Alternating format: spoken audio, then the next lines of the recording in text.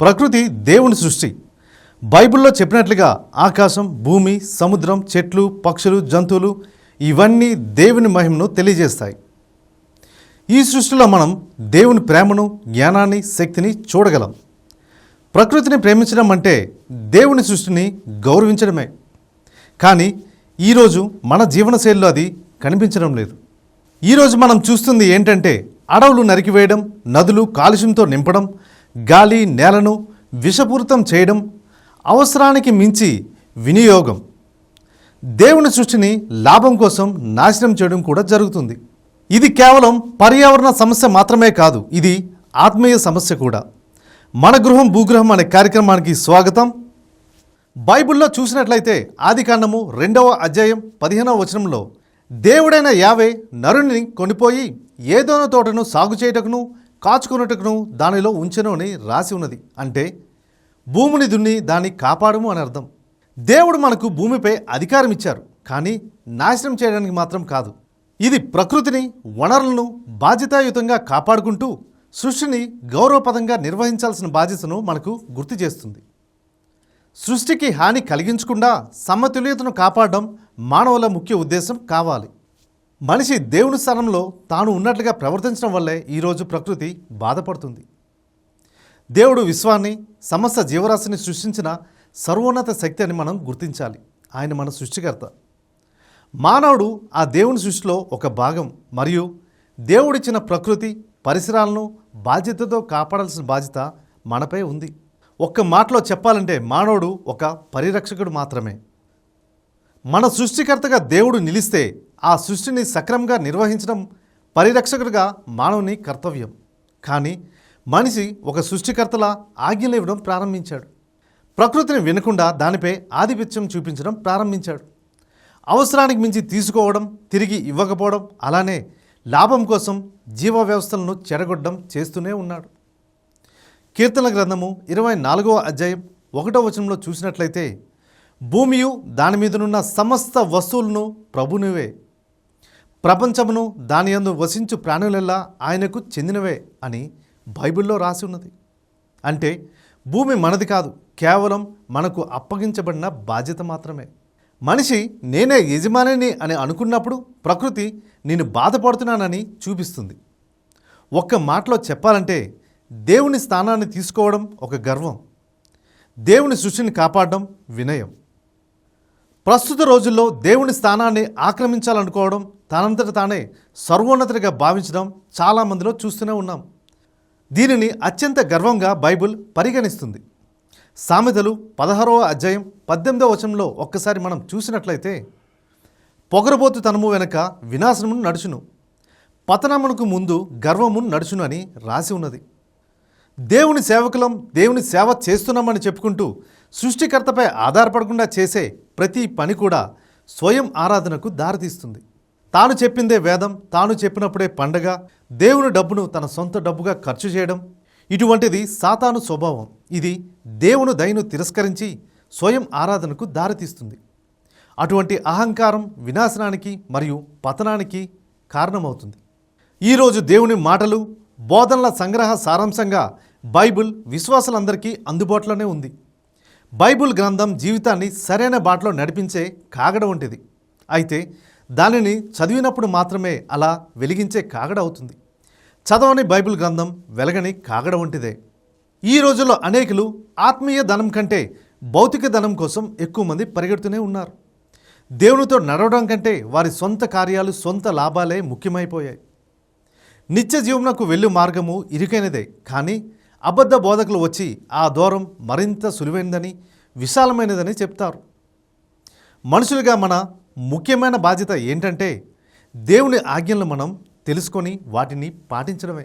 దేవుని ఆజ్ఞలు తెలుసుకొని వాటిని పాటించడం అనేది దేవునితో స్నేహాన్ని కొనసాగించడమే. ఆయన నుండి మనం దూరం కాకుండా ఉండడమేనని బైబిల్ సూచిస్తుంది. దేవుని చిత్తాన్ని లోబడుతూ దేవునితో ఏకాంత ప్రార్థనలు చేస్తూ ప్రార్థనలో దేవుని జవాబు కొరకు ఎదురు చూసేవాళ్ళు ఎంతమంది ఉన్నారు? ప్రార్థనలో దేవుని జవాబు కొరకు నిరీక్షణతో, విశ్వాసంతో మౌనంగా కనిపెట్టడం మంచిదని బైబిల్లో రాసి ఉన్నది. ఇది క్రైస్తవ జీవితంలో అత్యంత ముఖ్యమైనది. దేవుడు తన చిత్తానుసారంగా సరైన సమయంలో జవాబిస్తాడని నమ్మి ఓపికగా వేచి చూడాలని బైబిల్ సూచిస్తుంది. ఉదయాన్నే లేచి ప్రార్థన చేయడం మనకు చేత కాదు, కానీ దావీదు వలె నాట్యమాడుతూ ఆరాధిస్తామంటూ ఈ రోజుల్లో చాలామంది స్టేజ్ల మీద డ్యాన్స్లే వేస్తున్నారు. నామమాత్రపు ప్రార్థనలతో చెయ్యాలి కాబట్టి చేస్తున్నాం అనేవారు ఎక్కువైపోయారు.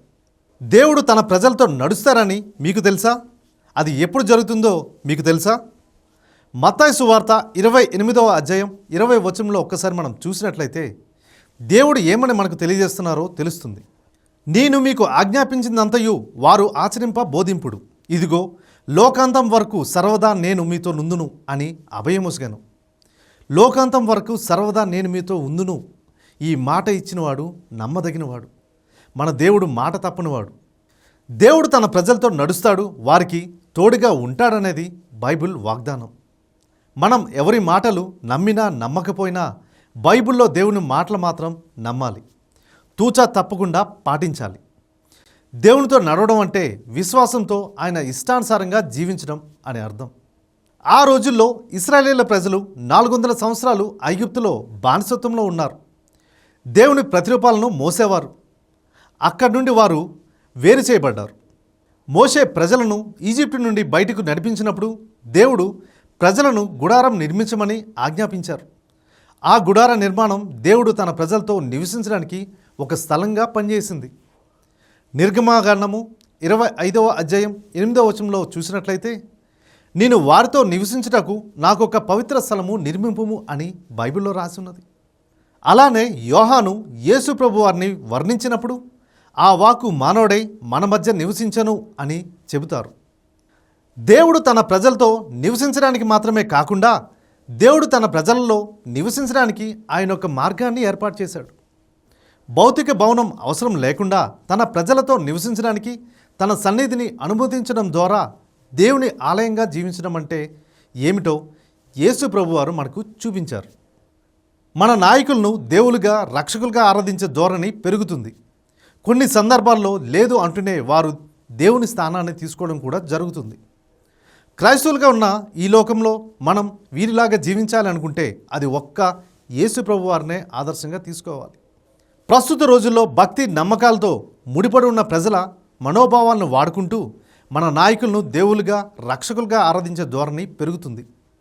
కొన్ని సందర్భాల్లో లేదు అంటూనే వారు దేవుని స్థానాన్ని తీసుకోవడం జరుగుతుంది. క్రైస్తవులుగా ఉన్న ఈ లోకంలో మనం వీరిలా జీవించాలనుకుంటే అది ఒక్క యేసు ప్రభు వారినే ఆదర్శంగా తీసుకొని జీవించాలి. ఇంకా ఏ మనుషుడు మనకు ఆ మాదిరిగా ఉండే అర్హత లేదు.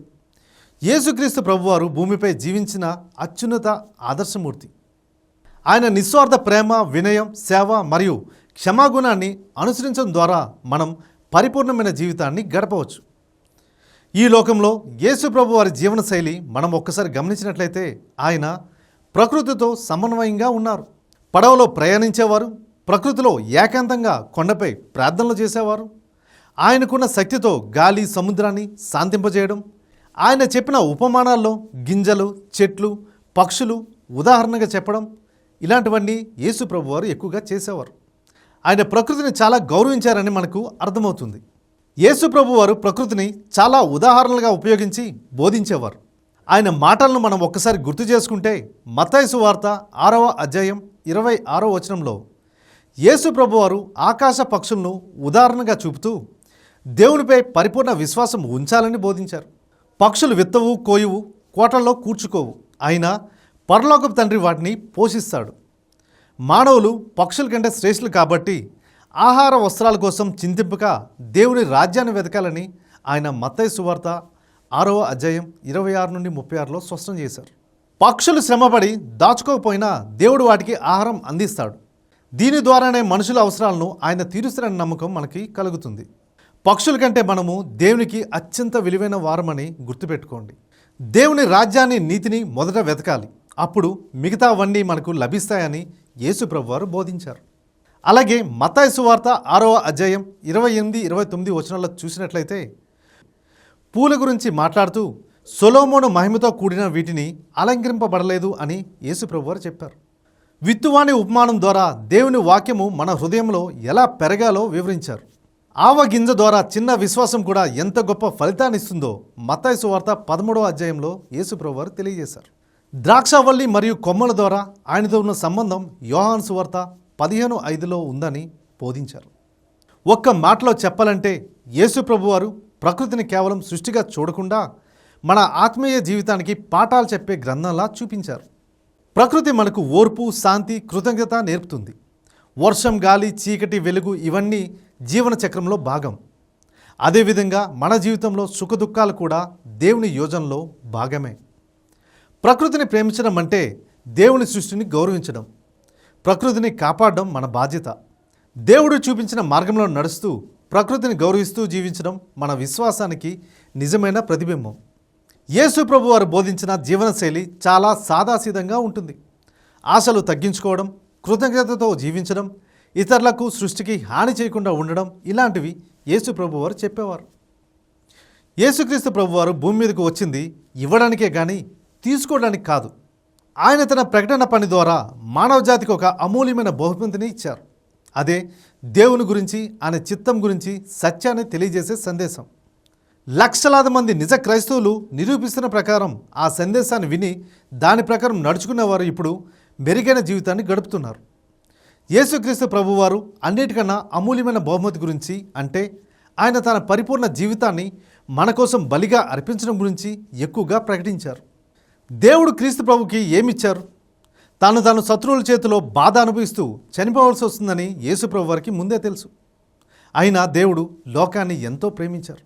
కాబట్టే తన అద్వితీయ కుమారునిగా పుట్టిన వాని మీద విశ్వాసం ఉంచే ప్రతి వాడు నశింపక నిత్యజీవం పొందేలా ఆయన్ను అనుగ్రహించాడు. దాదాపు 2000 సంవత్సరాల క్రితం యేసుక్రీస్తు ప్రభువారు ప్రకటించిన ఒక సందేశం ప్రపంచవ్యాప్తంగా ఉన్న లక్షలాది మంది జీవితాలను మార్చివేసింది. దేవుడు మన నుండి నిజమైన పరిశుద్ధమైన ఆరాధనను ఆశిస్తున్నారు. మన జీవితాలు, మన హృదయాలు, మన దేవాలయాలు, చివరికి మన సంఘం కూడా దేవునికి ప్రార్థనా మందిరాలుగా ఉండాలి. నిజమైన ఆరాధన దేవునిపై మాత్రమే దృష్టి సారిస్తుంది. దేవుని ఆత్మతో, సత్యంతో ఆయనను ఆరాధించడం మన ప్రభువైన యేసుక్రీస్తుపై విశ్వాసాన్ని ప్రకటించడం మరియు ఆయన ప్రేమను కలిగి ఉండడాన్ని సూచిస్తుంది. మనం సృష్టికి యజమానులం కాదు, మనం భూమి యొక్క గృహ నిర్వాహకులం. దేవుడు దానిని పని చేయించి దాన్ని జాగ్రత్తగా చూసుకోమని పిలిచారు. పాపులమైన మన కోసం వచ్చిన దేవుని పట్ల మన ప్రేమను మనం చూపించినట్లే అతను సృష్టిని జాగ్రత్తగా చూసుకోవడం ద్వారా సృష్టికర్త పట్ల మన ప్రేమను చూపించగలం. దేవుడు మన హృదయాల్లో నివసిస్తాడు. కాబట్టి మన హృదయం ప్రార్థనతో నిండిన ఆలయం కావాలి. సంఘం అంటే కేవలం గోడలు కాదు, విశ్వాసుల సమూహం. వారి ప్రేమ, సేవ మరియు ఐక్యత దేవుని మహిమను చాటాలి. అటువంటి విశ్వాసాలుగా మనందరం నిలబడాలని కోరుకుంటూ, విశ్వాసుల నమ్మకాన్ని, ప్రేమను నిలబెట్టుకునే నాయకులుగా మన దేవుని సేవకులు ఉండాలని కోరుకుంటూ, మీ రేడియో వెయిటర్స్ Asia Telugu online content producer Kranthi Swaroop. చూస్తూనే ఉండండి మన దివ్యవాణి టీవీ. వచ్చే వారం మరికొత్త విశేషాలతో మరలా కలుద్దాం.